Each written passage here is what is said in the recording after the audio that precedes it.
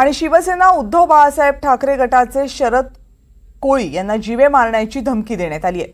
सोलापूरमधल्या वाळू माफिया पिंटू पाटील यांना धमकावल्याचा आरोप आहे।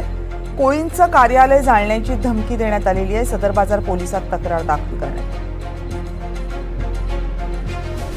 शिवसेना उबाटा गटाचे उपनेते शरद कोळी यांना काही दिवस अगोदर जीवे मारण्याची धमकी आली होती। नेमकं प्रकरण काय आहे हे आपण शरद कोळी यांच्याकडून जाणून घेऊया।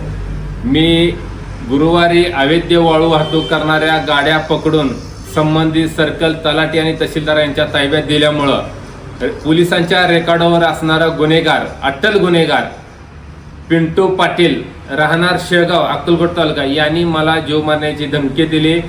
तू संतोष पाटील उपजिल्हा प्रमुख आहेत त्यांच्या मार्फत त्यांना सांगण्यात आलं की शरद कोळीला समजावून सांगा, त्याला मस्ती आलेली आहे, त्यानं आमच्या अवैध वाळू वाहतूक करणाऱ्या गाड्या पकडून तहसीलदारला दिल्या आहेत।